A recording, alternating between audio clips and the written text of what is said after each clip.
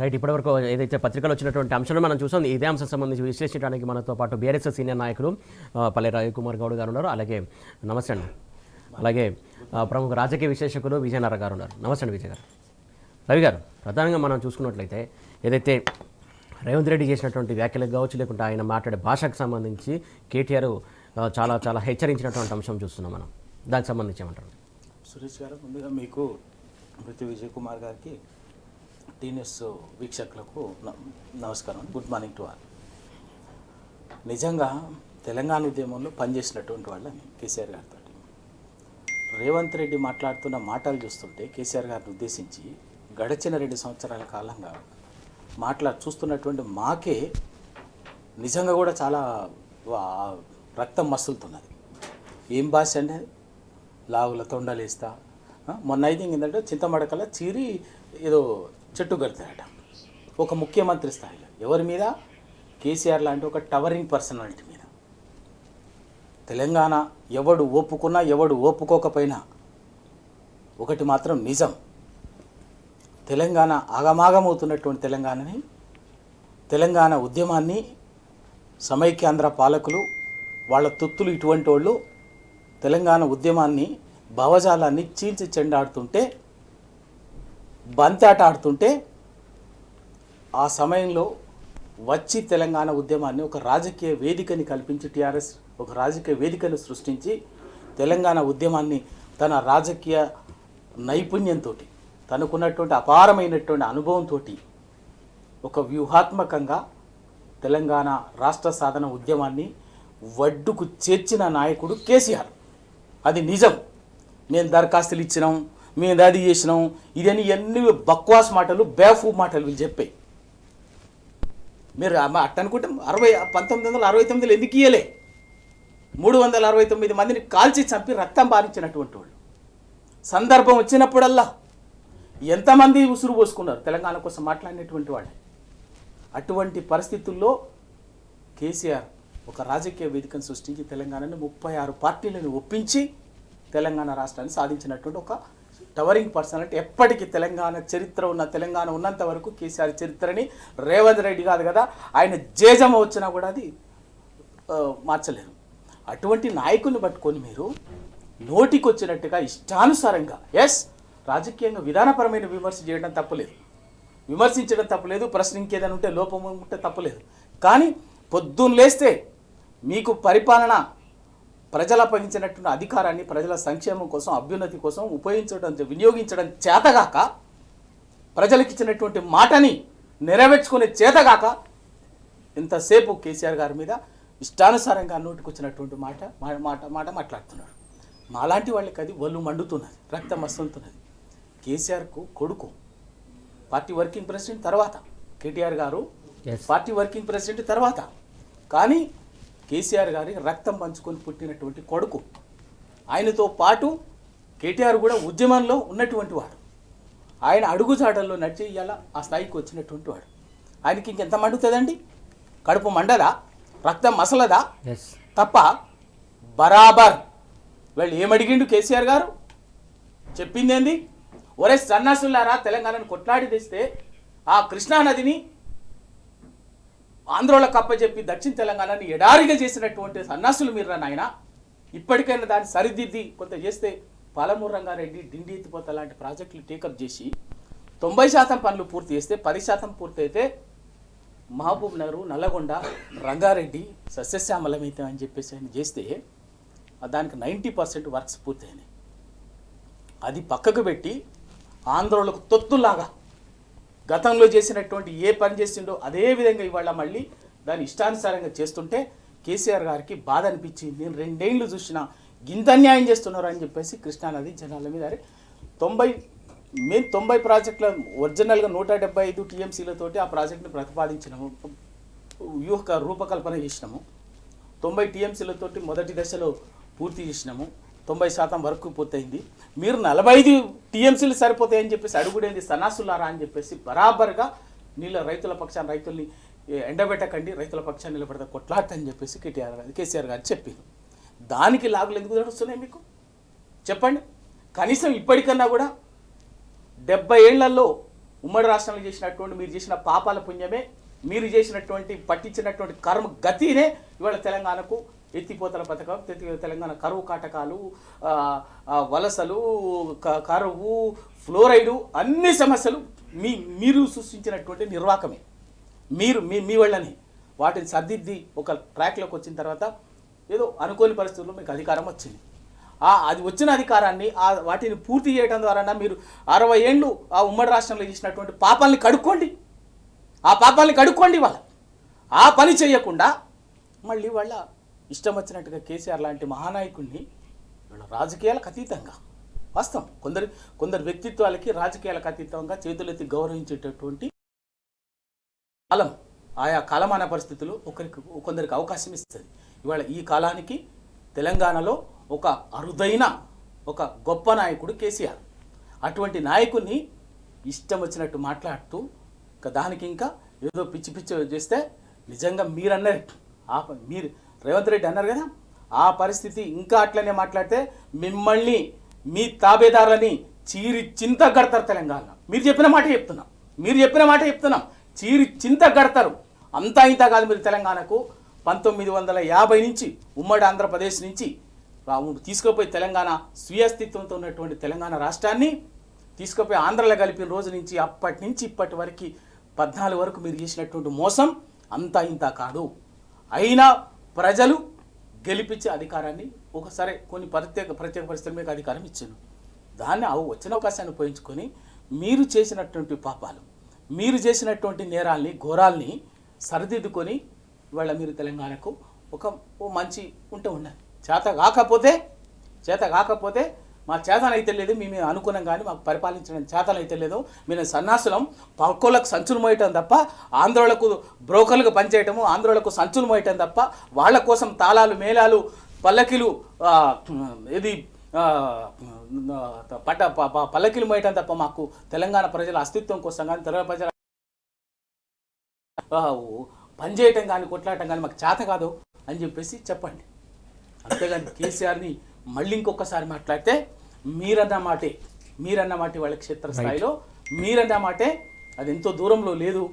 తప్పనిసరి మిమ్మల్ని చీరి చింత కట్టాల్సి వస్తుంది. రైట్ విజయ్ గారు, ఏదైతే రేవంత్ రెడ్డి వాడుతున్నటువంటి భాషకు సంబంధించి కావచ్చు, ఆయన వ్యక్తిగత దూషణలు ప్రధానంగా కేసీఆర్ పైన ఇష్టానుసారంగా మాట్లాడే పద్ధతి కావచ్చు, అసెంబ్లీకి రావని చెప్పడం కావచ్చు, వ్యక్తిగత దూషణలు ఎందుకోసం చేస్తున్నాను అనుకోవాలి, దానివల్ల సాధించేది ఏంటి రేవంత్ రెడ్డి గారు ఫస్ట్ ముఖ్యమంత్రి అయినారు, లేకపోతే ప్రతిపక్షంలో ఉన్నప్పుడు అంటే విమర్శ చేసిన వ్యక్తిగత అంటే తన గుర్తింపు కోసము, తన తాపత్రయం కోసము అనేది అర్థం చేసుకోవచ్చు. ముఖ్యమంత్రి అయి 2 ఏళ్ళు ముఖ్యమంత్రిగా పూర్తిగా ఎంజాయ్ చేసుకుంటూ అయినా బూతులు మాట్లాడుతున్నామంటే ఏదో సమస్య ఉందని అనుకోవాల్సింది. వ్యక్తిగతమైనటువంటి కక్ష, ఒక అక్కసు, తనకున్న మిగతా ఆ పార్టీలో ఉన్న అభద్రతా భావము మామూలు వ్యక్తులు చేసినట్టు వ్యవహరిస్తున్నారు తప్ప ఓ ముఖ్యమంత్రి స్థాయిలో పెద్దగా ఆలోచించి ఒక హుందాగా రాజకీయాలు చేసేటువంటి పరిస్థితి రేవంత్ రెడ్డికి కనిపించటం లేదు. మొన్న సర్పంచ్ల సన్మాన కార్యక్రమంలో మాట్లాడినటువంటి భాష చూస్తే ఆ సర్పంచ్ సన్మాన కార్యక్రమానికి వార్డు మెంబర్లు కూడా వచ్చారు. వాళ్ళే పరేషాన్ అవుతున్నారట. అరే వార్డు మెంబర్ కంటే ఇంకేమైనా తక్కువ స్థాయి పదవి ఉందా ఏంది అనేది. అంత హీనమైనటువంటి వార్డు మెంబర్లు కూడా ఆ భాష ఉపయోగించరు. ఓ ముఖ్యమంత్రి స్థాయిలో రాష్ట్రాన్ని అభివృద్ధి పదంలో తీసుకెళ్లాల్సినటువంటి వ్యక్తి అంతకుముందు ఉన్నటువంటి తొలి ముఖ్యమంత్రి గారు కేసీఆర్ గారు ప్రెస్ కాన్ఫరెన్స్లో వ్యక్తిగత దూషణలు ఏం చేయలే. ప్రభుత్వాన్ని విమర్శ చేశారు, ప్రభుత్వ పరంగా విధానపరమైనటువంటి అంశాల మీద మాట్లాడినటువంటిది. ప్రభుత్వం మీద ఆ పేరు ఇంకేమన్నా ఆ పేరు కూడా తీసుకోవాలి. ముఖ్యమంత్రి గారికి రేవంత్ రెడ్డి గారి పేరు కూడా తీసుకోలే కేసీఆర్ గారు. ఇక పేరు కూడా తీసుకోనందుకే ఏదైనా బాధపడ్డా ఈ రకమైన ఇంకా బూతులు తిట్టాలి, బూతులు తిడితేనే నా పేరు తీసుకుంటాడు అనే దాంతో ఏదైనా ఈ రకమైనటువంటి భాష ఏ ముఖ్యమంత్రి కూడా ఉపయోగించలేదు. ముఖ్యమంత్రి ఒక అక్కస్తో పరిపాలన చేస్తున్నట్టు అనిపిస్తుంది తప్ప తెలంగాణ ప్రజల కోణంలో పరిపాలన లేదనేది చాలా క్లియర్గా అర్థమవుతున్నటువంటి ఈ వ్యక్తిగత దేశంతో వీటితోటి అసెంబ్లీ ఉన్నట్టు రేపు ట్రయల్ అన్నట్టు మన సర్పంచ్ల మీటింగ్లో ముఖ్యమంత్రి గారు ఏంటంటే అసెంబ్లీలో ఇవే బూతులు ఉంటాయి ఈ రకంగానే అవమానిస్తా, మీరు వస్తారో రారా మీరు తేల్చుకోండి అని. అలా అసెంబ్లీ సమావేశాలు ప్రారంభానికి ముందు నువ్వేంది కటనైజర్ లాగా చేసినటువంటిది. కటనైజర్లో బూతులు మాట్లాడే రేపు అసెంబ్లీలో కూడా ఇదే వారోత్సవాలు, బూతుల వారోత్సవాలు. ఇక జనవరిలో కొత్త సంవత్సరంలో రాజకీయంగా బూతుల వారోత్సవాలే జరిగేటట్టు కనిపిస్తున్నాయి. ఇవన్నీ ఇష్యూ సైడ్ ట్రాక్ కావాలి, లేదా ఇరిగేషన్ విషయం కావచ్చు, మిగతా అంశాలు అసెంబ్లీలో రోజు నిత్యం మీడియాలో కానీ ఇంక చర్చ. ఇప్పుడు 3 రోజుల నుంచి 4 రోజుల నుంచి ఏంది, రేవంత్ రెడ్డి బూతుల మీదనే చర్చ జరుగుతుంది.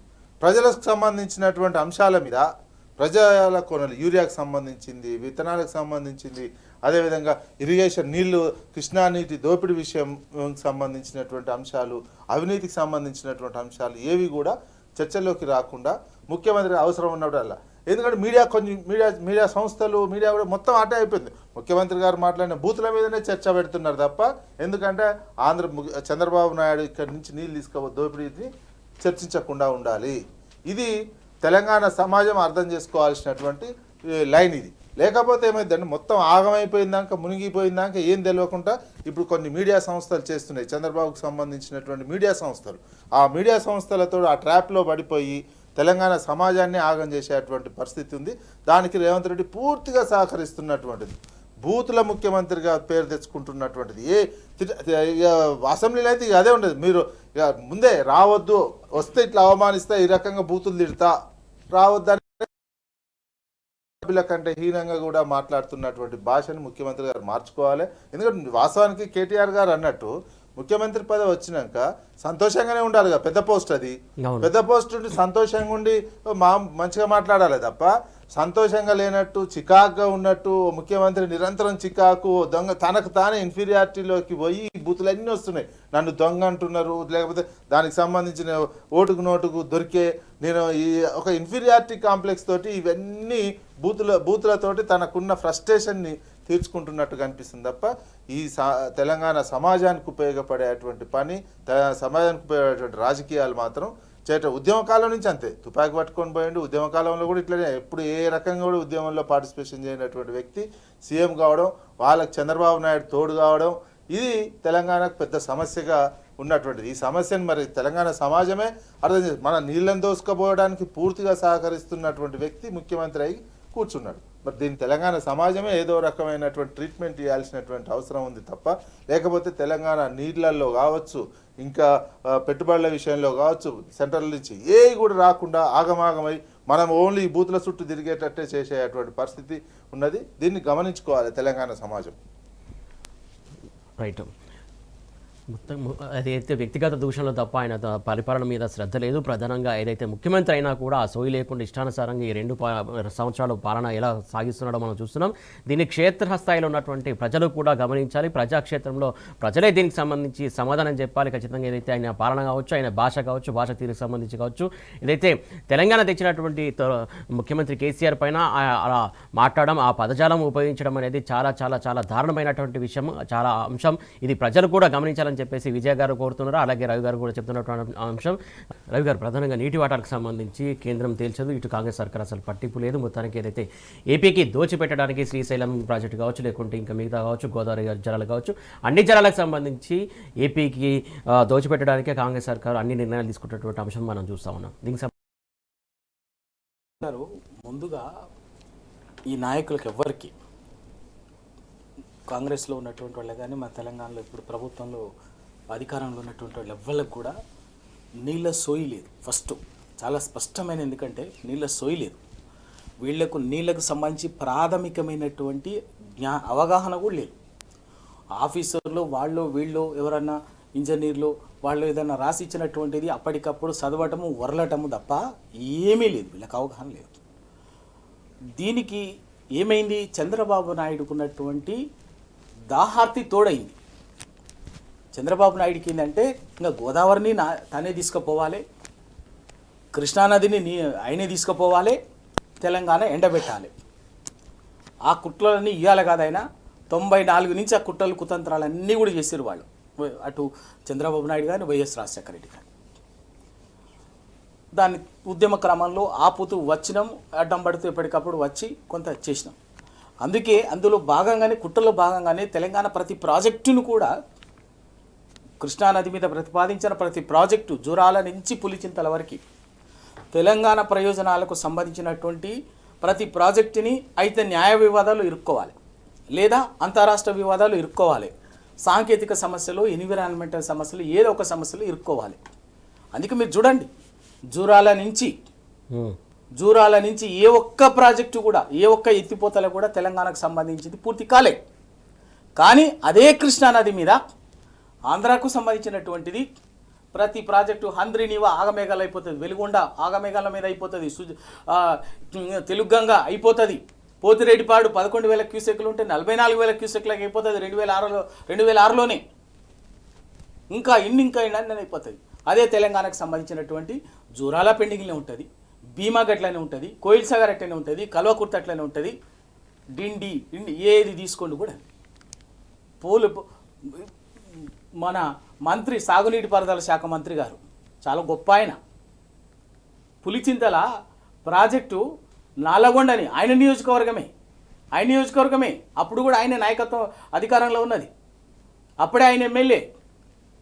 పులిచింతలని నల్లగొండని నిండా ముంపుకు ముంచి కృష్ణా జిల్లాకు గుంటూరు జిల్లాకు గేట్లు తెరిస్తే కృష్ణా గుంటూరు జిల్లాకు మరో నాగార్జున సాగర్ లాగా 1 ఎకరం పులిచింతలతోటి నల్గొండకు తెలంగాణకు ఉపయోగం ఉండదు. కానీ 1000 ఎకరాలు ముంచి ప్రాజెక్టు కట్టిండ్రు. అంత గొప్పలు వీళ్ళు జూరాల. ఇవాళ కేసీఆర్ గారు ఇది అన్నీ గ్రహించే, దీని వెనుక ఉన్నటువంటి కుట్రలు కుతంత్రాలు గ్రహించే కృష్ణానదిలో ఉన్నటువంటి మనకున్న హక్కుగా రావాల్సినటువంటి నీటిని మహబూబ్ నగర్, ఉమ్మడి మహబూబ్ నగర్, రూరల్ రంగారెడ్డి, నల్లగొండ కోసము పాలమూరు రంగారెడ్డి ప్రాజెక్టును 90 టీఎంసీలతోటి మొదటి దశలో, డిండి ఎత్తిపోతల 30 టీఎంసీలతోటి యుద్ధ ప్రాతిపదికన పూర్తి చేసి దానికి ఒక కథ. మొదట అంతకుముందు జూరాల అని చెప్పి పెట్టిరు వీళ్ళు. అసలు జూరాల కనీసం ఏమైనా అవగాహన ఉన్నదా వీళ్ళకు? జూరాల సామర్థ్యం ఎంత? జూరాల సామర్థ్యము 11 టీఎంసీలు అధికారికంగా చూస్తే. కానీ పూడిక వీళ్ళ పుణ్యాన పూడికతోటి ఇవాళ 6-7 టీఎంసీలకి మించి నీళ్ళు స్టోర్ చేసుకోలేని పూడిపోయింది. ఒరిజినల్గా జూరాలు ఏంది కథ? నిజంగా మీరు చెప్పిన కథ నిజంగా అయితే ఆ రోజు బచావత్ ట్రిబ్యునల్ మానవీయ కోణంలో తెలంగాణ పాలమూరు పడుతున్నటువంటి గోసను తెలిసి చూసి బచావత్ ట్రిబ్యునల్ 17.95 దాదాపు 18 టీఎంసీలని నికర జలాన్ని కేటాయించింది. మరి బుద్ధిగల్లు ఏం చేయాలి? ఆ జూరాల రిజర్వాయర్ని ఏం చేయాలి బుద్ధిగల్లోలు? ఎప్పుడైనా మనకు నికర జలాలు ఒక 10 టీఎంసీలు ఉంటే ఇంకా అదనంగా భవిష్యత్తులో ఏమైనా మనకు హక్కు వస్తుంది, అవకాశం వస్తుంది కాబట్టి పెంచుకొని కట్టుకుంటాం. కానీ వీళ్ళు చేసింది ఎంత? నికర జలాలే బచావత్ ట్రిబ్యునల్ ప్రత్యేకంగా జూరాల కోసం 17.95 టీఎంసీల నీళ్లు కేటాయిస్తే వీళ్ళు ప్రాజెక్టు ప్రతిపాదించిందంటే 11.75 అంటే 12 టీఎంసీలకి. సిగ్గుందా? మరి దాన్నైనా పూర్తి చేసిరా? పూర్తి చేయలే. ఏం చేసిరు? దాన్ని కరెక్ట్గా కర్ణాటక ప్రాజెక్ట్ ఈడ కడితే కర్ణాటక బార్డర్లో ముంపు గురయ్యేటట్టుగా డిజైన్ చేసి స్థలాన్ని పెంచడం వల్ల కర్ణాటక అభ్యంతరం పెట్టింది. కనీసం దానికి వాళ్ళకి ఇవ్వాల్సినటువంటి ముంపు గురైనటువంటి భూములకు ఇవ్వాల్సినటువంటి 5 కోట్లు 6 కోట్లు తెలంగాణ వచ్చేదాకా ఇవ్వలేదు. అట్లా పెట్టిండు, పూర్తి చేయలేదు.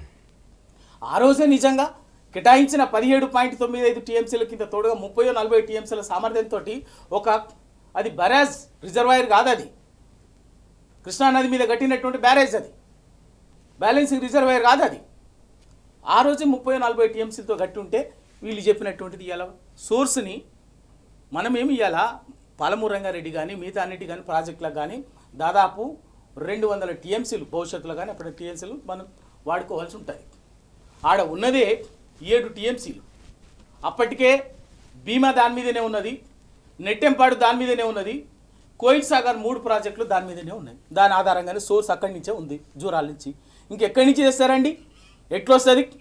అందుకే కేసీఆర్ గారు మళ్ళీ ఇది మోసమే, వీళ్ళు చేసింది మోసమే. ఈ మోసాన్ని పసిగట్టి కేసీఆర్ గారు సోర్స్ పాయింట్ పాలమూరు రంగారెడ్డిని శ్రీశైలం బ్యాక్ వాటర్స్కి నార్లాపూర్ దగ్గరికి మార్చింది. ఎందుకంటే శ్రీశైలం బ్యాలెన్సింగ్ రిజర్వాయర్ అనేది అది బ్యాలెన్సింగ్ రిజర్వాయర్, బ్యారేజ్ కాదు అది. ఓకే, ఆ బ్యాలెన్సింగ్ రిజర్వాయర్కు వీళ్ళకి గ్రహించాల్సింది ఏంటంటే బ్యాలెన్సింగ్ రిజర్వాయర్కి బ్యారేజ్కి చాలా తేడా ఉంటుంది. అది బ్యాలెన్సింగ్ రిజర్వాయర్. దాని నీటి సామర్థ్యము 215 టీఎంసీలు. అందుకే ఆంధ్రాకు సంబంధించినటువంటి ప్రతి project source point Pothireddypadu Srisailam నుంచే, హంద్రినీవా శ్రీశైలం నుంచే, మచ్చుమర్రి ఇంకా మళ్ళీ అలా ఇన్ని వాళ్ళకు సంబంధించినటువంటి ప్రతి ప్రాజెక్టు కూడా అక్కడి నుంచే శ్రీశైలం నుంచే పెట్టుకున్నారు. వాళ్ళ ప్రయోజనాలని కాపాడడం కోసం ఆంధ్రాకు ఒక్క చుక్క నీళ్ళు కూడా తగ్గకుండా అవసరమైతే రేపు మొత్తం కృష్ణానదిని మొత్తం బారదో మలుపుకుపోవటం కోసము ఇవాళ తెలంగాణకు అక్కడ పాలమూరు రంగారెడ్డికి పాయింట్ లేకుండా కేసీఆర్ గారు చేసినటువంటి దాన్ని వాళ్ళు ఇవాళ అడ్డుకొని ఏం చేస్తున్నారంటే మళ్ళీ సోర్సుని జూరాలకు తీసుకుపోవాలనేటువంటి ఒక కుట్ర చేస్తున్నారు. కేవలం దీని కుట్ర ఉద్దేశం ఏంటంటే జూరాలకు మార్చడం అంటే ఇప్పటికే 90% ప్రాజెక్ట్ అయిపోయింది.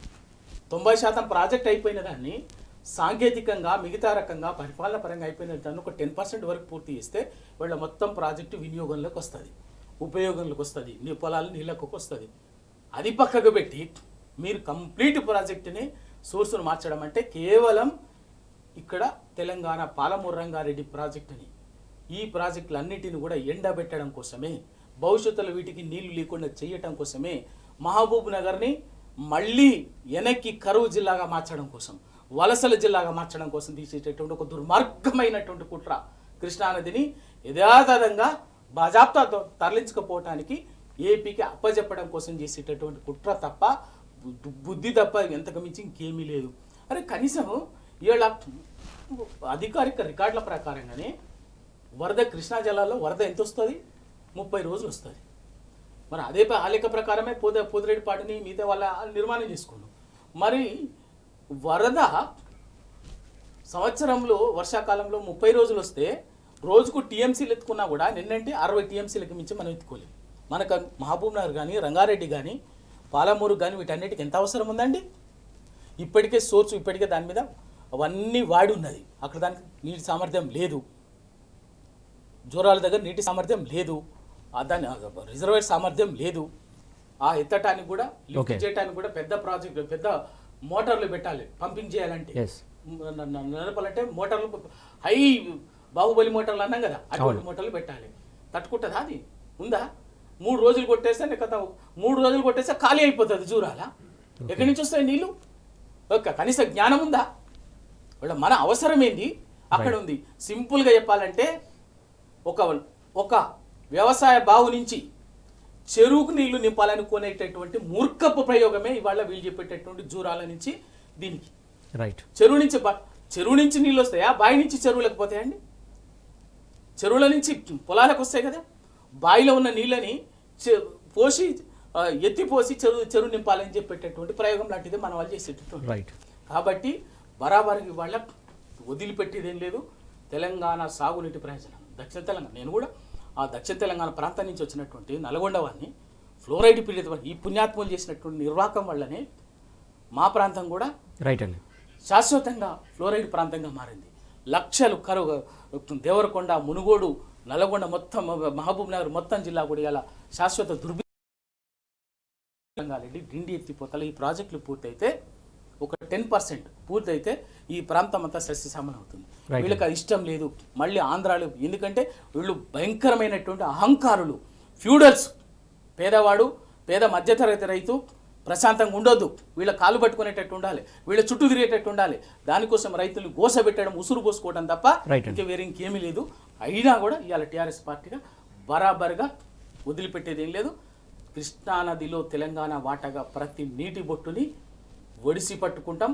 హక్కుగా వచ్చేటటువంటి ప్రతి నీటి హక్కు కోసం బరాబర్గా కొట్లాడతాం. రైట్ అండి. విజయ్ గారు, ప్రధానంగా చూసుకుంటున్నాం ఏదైతే నీటి వాటాలకు సంబంధించి కావచ్చు, నీళ్ళు దోపిడీకి సంబంధించి ప్రధానంగా ఈరోజు 7 ఆధారాలతోటి వార్త మనం చూస్తున్నాం.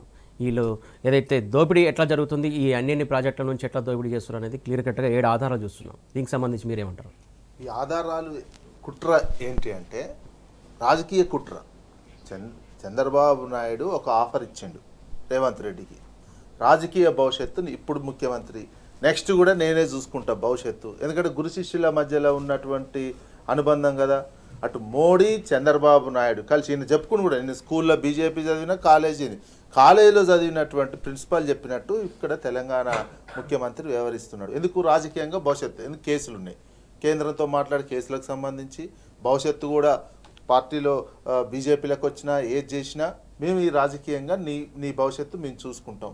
అదేవిధంగా డబ్బులకు సంబంధించిన వ్యవహారం కూడా చూసుకో. ఎందుకంటే గోదావరి నల్లమల్ల సాగర్లో అన్ని లక్షల కోట్ల ప్రాజెక్టు తయారు చేసి ఇచ్చిన ఈయనకి ఇంత వస్తుంది అనేది.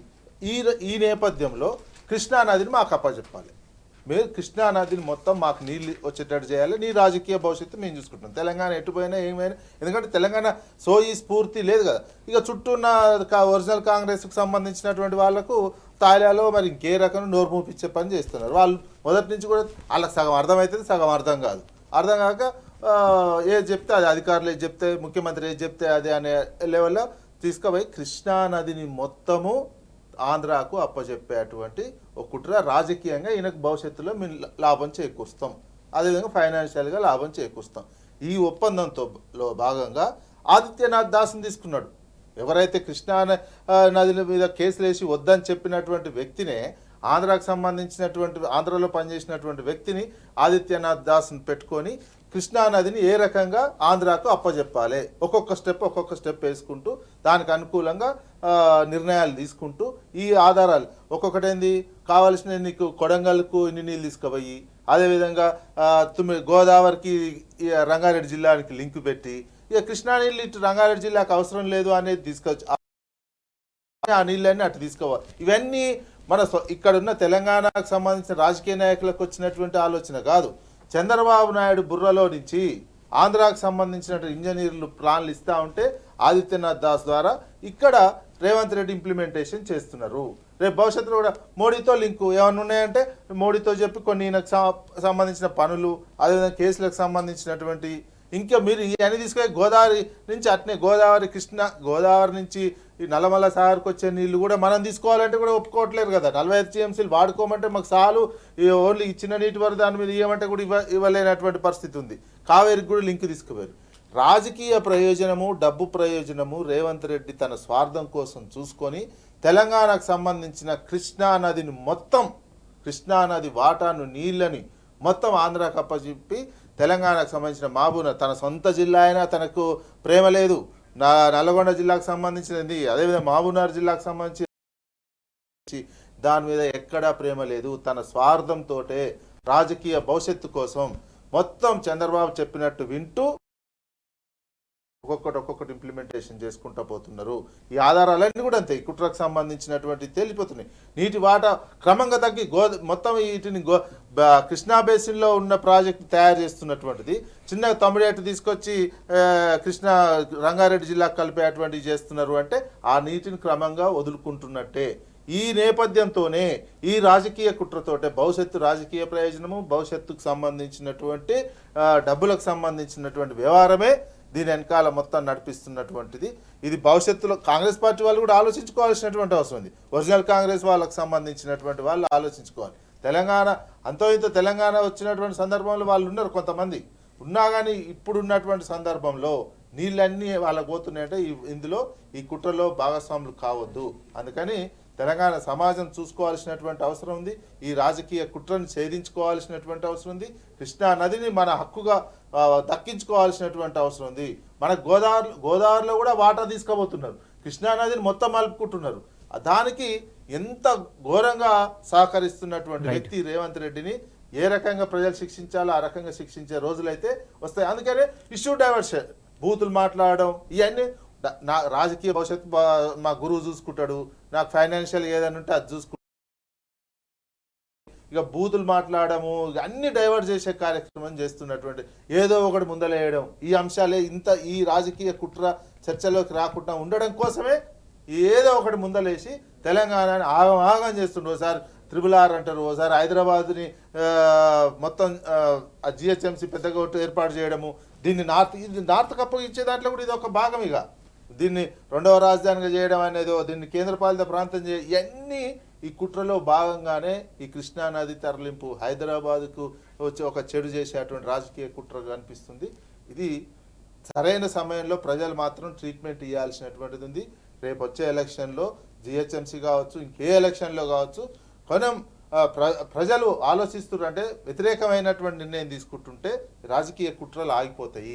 దాన్ని అర్థం చేసుకోవాల్సినటువంటి అవసరం ఉంది. రైట్. మొత్తానికి ఏదైతే నీటి వాటాకు సంబంధించి కావచ్చు, లేదైతే ప్రాజెక్టులకు సంబంధించి కావచ్చు, కాంగ్రెస్లో ఉన్నటువంటి ఏ ఒక్కరికి కూడా అవగాహన లేకని ఇలా ఇష్టానుసారంగా రావాల్సిన వాటను వదులుకుంటుంది. అలాగే ఏపీకి కావాలనే ఇటు కాంగ్రెస్ సర్కారు దారాదత్తం చేస్తున్నటువంటి అంశం అని చెప్పేసి విజయ్ గారు ఆరోపిస్తున్నటువంటి అంశం. రవి గారు, ప్రధానంగా ఈ ప్రాజెక్ట్ మంత్రి ఓ మాట మాట్లాడతారు, ఇంకో మంత్రి ఇంకో మాట మాట్లాడతారు, ఎటు నుంచి ఎటు తీయాలో, ఎటు నుంచి ఏం చేయాలో, ఎక్కడ ఎంత టీఎంసీ ఉందో, ఎంత వాటర్ రావాలో మనకు, అలాగే కేంద్రానికి ఎలా చెప్పాలో కూడా అర్థం కాని పరిస్థితి. అసలు ఏం జరుగుతుందో అనుకోవాలి ఈ నీటి దోపిడీకి సంబంధించి.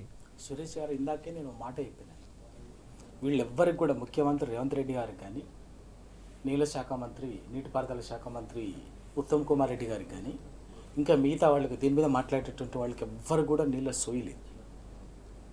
వాటర్ గోదావరి నది మీద కానీ కృష్ణానది జలాలకు సంబంధించిన పంపిణీ మిగతా వ్యవహారాలకు సాంకేతికపరమైన అంశాల మీద వీళ్లకు లోతైన పరిజ్ఞానమే లేదు, తెలుసుకునే ప్రయత్నమే చెయ్యరు. ఎంతసేపు రాజకీయ అవసరాల కోసము చిల్లరగా దౌర్జన్యంగా మాట్లాడటం తప్ప, దబాయించి మాట్లాడటం తప్ప ఇంకేమీ లేదు. ఎందుకు అంటే ఇవాళ జరుగుతున్నది అటు గోదావరి జలాలని కానీ కృష్ణా జలాలని కానీ ముగ్గురు కన్నేసిండ్రు, ఇద్దరు కన్నేసిండ్రు. ఒకటి చంద్రబాబు నాయుడు, రెండు నరేంద్ర మోడీ. నరేంద్ర మోడీకి గోదావరి జలాలని కావేరి తమిళనాడుకు తీసుకుపోవాలి. అది జరగాలంటే చంద్రబాబు నాయుడు ఏం చేసినా కూడా, ఏ ప్రాజెక్టులు రూపకల్పన చేసినా కూడా గోదావరి మీద కృష్ణానది మీద సపోర్ట్ చేస్తే అక్కడి వరకు మాకు వస్తే అక్కడి నుంచి మేము తీసుకుపోవచ్చు అన్నది నరేంద్ర మోడీ గారి స్ట్రాటజీ.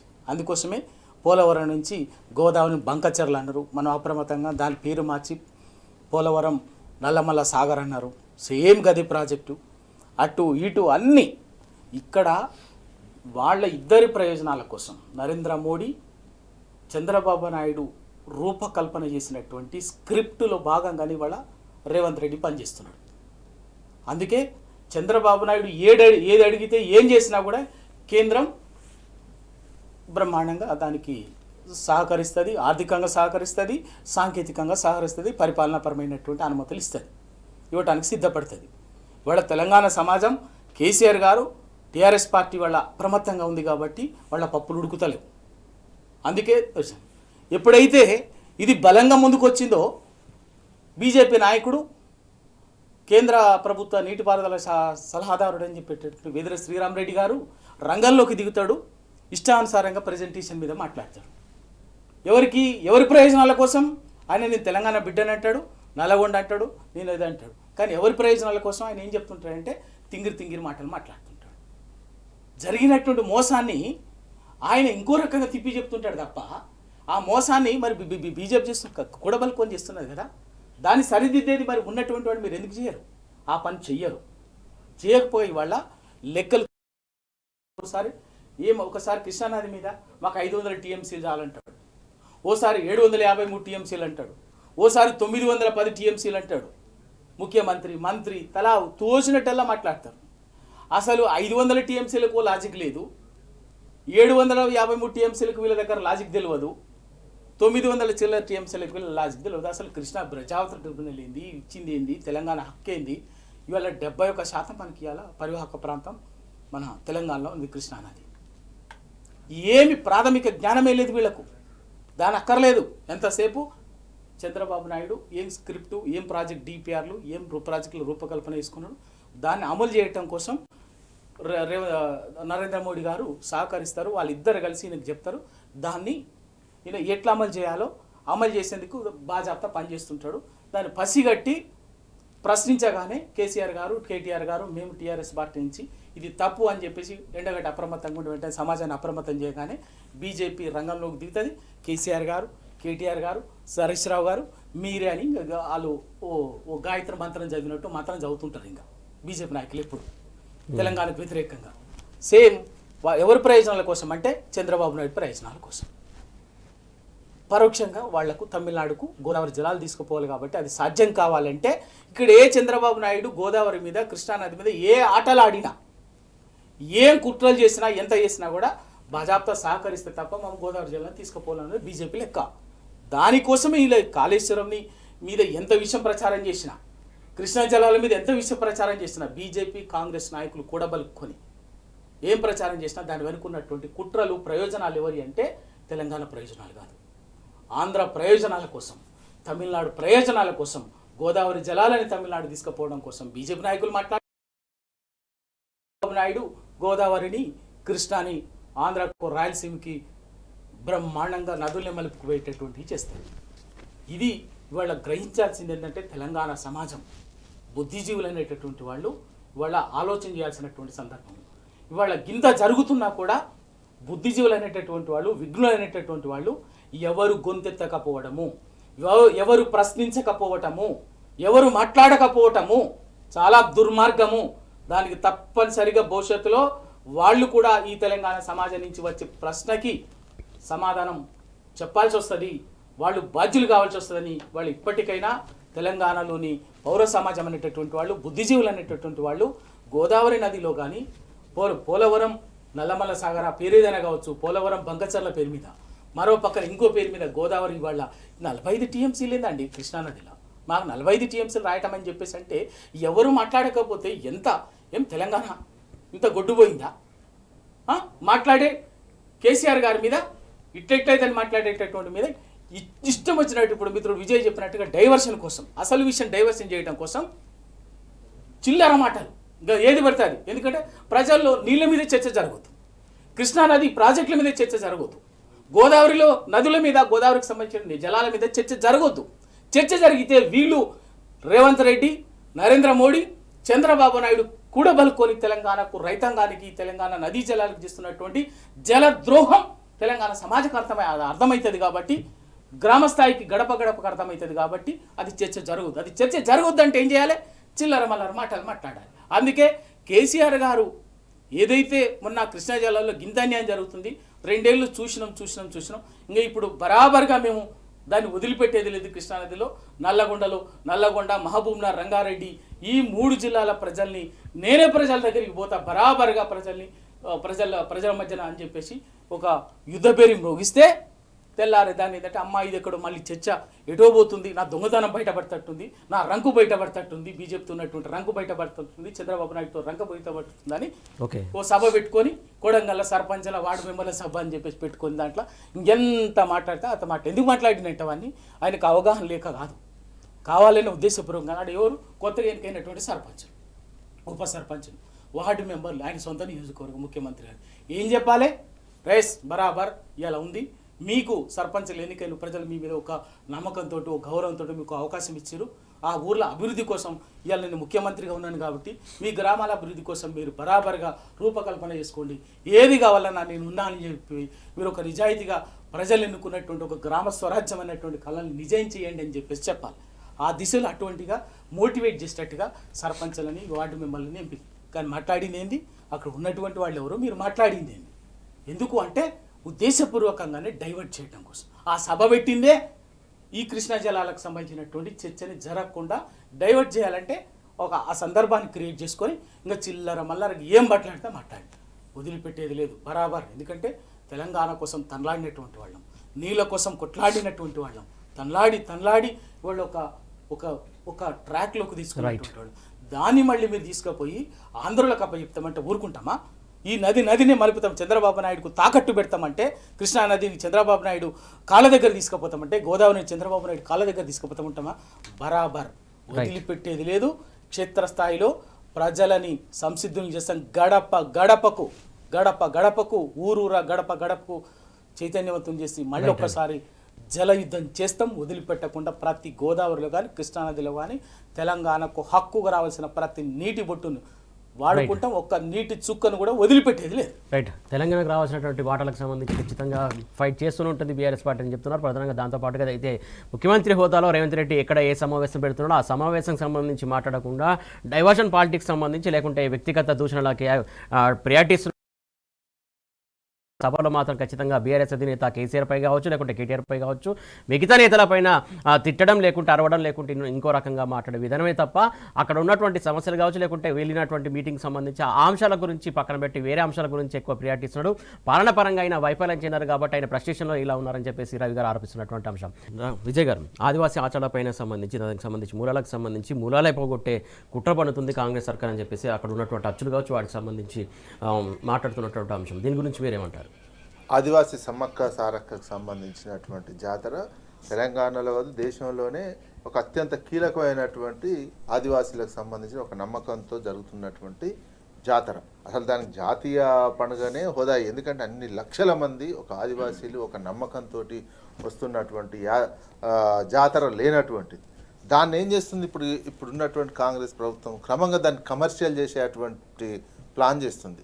మొత్తం దాంట్లో ఉన్న నేచురాలిటీని పోగొట్టి వాళ్ళ సంస్కృతి సంప్రదాయాలని అనుగుణంగా లేకుండా ఒక క్రమంగా కమర్షియల్కు అడుగుపడుతుంది. దాదాపు 200-300 కోట్లతో ఆడ డెవలప్ చేయడం వేరు, కమర్షియల్ చేయడం వేరు.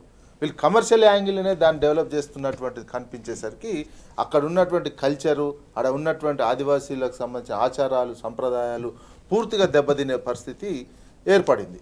వీళ్ళు ఏంది ఇప్పుడు స్టెప్ వేసిర్రు, నెక్స్ట్ ఇప్పుడు ఆల్రెడీ ఏమవుతుంది, నక్సల్ రహితంగా నక్సల్ లేకుండా చేస్తున్నారు. క్రమంగా దీన్ని ముందు నుంచే కమర్షియల్ ఆ ఏరియాలో ఉన్నటువంటి లీజ్ గనులు కావచ్చు, సహజ వనరులు కావచ్చు, మొత్తం కేంద్రానికి అప్పగించడానికో అదానికి అప్పగించడానికో, అందులో భాగంగా ఆ ప్రాంతం మొత్తం అదేంటంటే ఆదివాసీలకు సంబంధించినటువంటి ఆ ఏరియా ఛత్తీస్గఢ్ కావచ్చు, మధ్యప్రదేశ్ కావచ్చు, అదేవిధంగా ఈ బార్డర్లో ఉన్నటువంటి ఈ అడవుల మధ్యలో ఉన్నటువంటి ఈ సమ్మక్క సారక్క జాతరని క్రమంగా కమర్షియలైజేషన్ చేసి ఆ ప్రాంతంలో ఉన్నటువంటి భవిష్యత్తు డెవలప్మెంట్ ఒకవేళ ఏంది గనులు కావచ్చు ఇవన్నీ ఆ ఏరియా డెవలప్ అయితే దీన్ని కమర్షియల్గా ఒక టూరిజం చేయడం వేరు, కమర్షియల్ చేయడం వేరు, అది కూడా వేరే తీరుగా చేసి. అందుకని ఈ సందర్భంలో వాళ్ళ ఆచారాలు, వాళ్ళ సంప్రదాయాలు, వాళ్ళ కల్చరు ఎంత పోగొట్టి క్రమంగా పూర్తిగా వీళ్ళ హ్యాండ్ ఓవర్.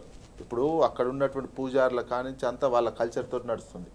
క్రమంగా వీళ్ళు బ్రాహ్మణకు సంబంధించినటువంటి పూజారులు ఎలో అయ్యేటువంటి సిచ్యువేషన్ కూడా తీసుకొచ్చే అవకాశం కనిపిస్తుంది. దాన్ని ఇప్పటి నుంచే కనుక ఆదివాసులు కావచ్చు, ప్రజలు కావచ్చు, తెలంగాణ సమాజం కావచ్చు ఈ కమర్షియలైజేషన్ అడ్డుకొని అక్కడ ఉన్నటువంటి సంప్రదాయాలు కాకుండా వీళ్ళని ఇన్ఫ్లుయెన్స్ చేసేటువంటిది పూర్తిగా మళ్ళా హిందుత్వ అంటే బ్రాహ్మణవాదానితో కూడినటువంటి వాళ్ళు పూజారులుగా పోయే విధంగా చేసేటువంటి దాన్ని మళ్ళా అడ్డుకోవాల్సినటువంటి అవసరం ఉంది.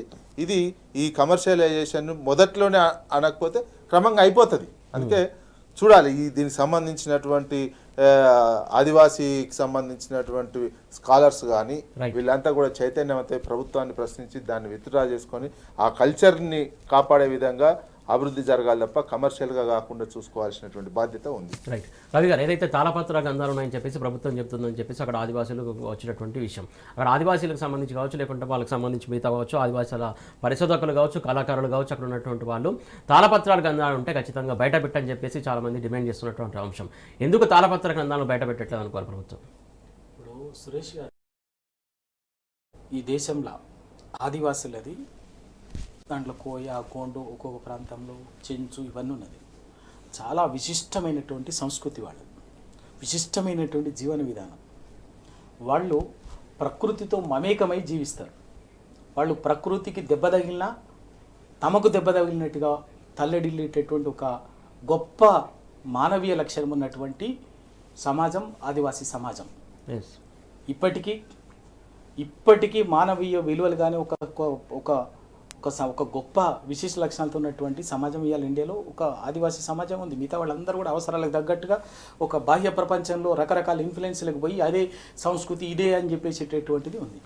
అటువంటి గొప్ప ఆదివాసీ సంస్కృతిని మలీనం చేసి ఆధిపత్య సంస్కృతిని వాళ్ళ మీద రుద్దేటటువంటి ఒక దుర్మార్గమైనటువంటి కుట్రకు పునాదులు ఆలోచన ఇవాళ ఈ సమ్మక్క సారక్క ఏదో దేవాలయంలో ఆధునిక పనులు ఆధునీకరించే పేరు మీద ఒక ప్రయత్నం జరుగుతున్నది. ఇది మంచిది కాదు. ఎందుకంటే వాళ్ళ ఇవాళ సమ్మక్క సారక్కకు దానికి ప్రధాన మూలం దానికి వాళ్ళు కోయ సంస్కృతి.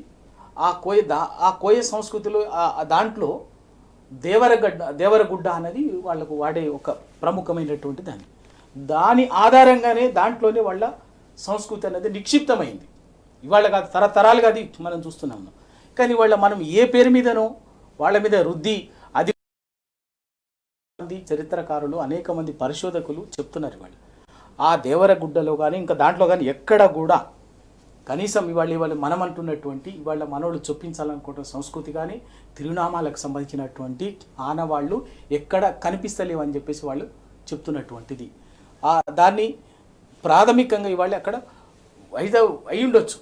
ఎందుకంటే ఒకటి ఏమిటంటే మనము ఈ మధ్యన చాలా తెలివిగా వైరుధ్యాన్ని సృష్టించి మత భావాల్ని రెచ్చగొట్టి అటు ఇటు చేసి ఒక మధ్యలో విచ్ఛిన్నం చేసేటువంటి ఒక విభజన రేఖ గీసేటటువంటి ప్రయత్నం చేస్తారు. ఇలా వేములవాడకు సమ్మక్క సారక్కకు నిజంగా కూడా సరే అక్కడ పోయేటోళ్ళు ఇక్కడ పోతుండొచ్చు, ఇక్కడ పోయేటోళ్ళు అక్కడ పోతుండొచ్చు. కానీ దానికి దీనికి ఏదో సంబంధం ఉన్నట్టుగా ఒకటి సృష్టించేటటువంటి ఒక ప్రయత్నం అనేది మంచిది కాదు. ఆదివాసీల సంస్కృతిని వాళ్ళని మనం కించపరిచినట్టు అగౌరవపరిచినట్టు అవుతుంది. ఇది పూర్తిగా ఆధిపత్య సంస్కృతిని వాళ్ళ మీదకి రుద్దే ప్రయత్నమే తప్ప మరేమీ కాదు. చారిత్రక ఆధారాలు లేవు ఎక్కడని చెప్పి వాళ్ళు చెప్తున్నారు, గగ్గోలు పెడుతున్నారు. దానికి సంబంధించినటువంటి ఆదివాసీలకు సంబంధించినటువంటి వాళ్ళు మనకు తెలుగు యూనివర్సిటీ పరిశోధనలు ఉన్నాయి, తనకి సంబంధించినటువంటి ఉన్నాయి, తాళపత్రాలు అవన్నీ ఉన్నాయి. ఎక్కడ కూడా లేదు. అది పూర్తిగా వాళ్లకు సంబంధించినటువంటిది. ఆచార వ్యవహారాలు వాళ్ళ పద్ధతులకు సంబంధించినటువంటి పద్ధతిలోనే సమ్మక్క సారక్క కానీ మేడారం కానీ ఏదైనా కూడా నిర్మాణం వాళ్ళకు సంబంధించినటువంటి జరుగుతుంది. దాన్ని అనవసరంగా ఇటువంటి చొప్పించే ప్రయత్నం చేసి ఇప్పుడు మిత్రుడు విజయ్ చెప్పినట్టుగా తమ ఆధిపత్యంలోకి తీసుకొని అక్కడ ఏదో చేయాలనేటువంటిది ప్రయత్నమే తప్ప అంతకు మించిది కాదు. అది మంచిది కాదు. రైట్ అండి. లేని సమస్యను సృష్టించొద్దు. రైట్. థ్యాంక్ యూ రవి గారు, థ్యాంక్ యూ విజయ్ గారు, థ్యాంక్ యూ సో మచ్. మొత్తం చూస్తున్నాం కదా, ఏదైతే ఆదివాసులకు సంబంధించి వాళ్ళ మూలాలను తుంగరగొట్టడానికి కావచ్చు, లేకుంటే ఇంకో ప్రయత్నం కావచ్చు, కమర్షియల్ చేసే ప్రయత్నం కావచ్చు, మానుకోవాలి. ఖచ్చితంగా వారి యొక్క మూలాలను కాపాడాల్సినటువంటి బాధ్యత ప్రభుత్వంపై ఉందని చెప్పేసి విజయ్ గారు అలాగే రవి గారు చెప్తున్నటువంటి అంశం ఇది. వాటి వార్తావాత్సవాలు. Keep watching T news.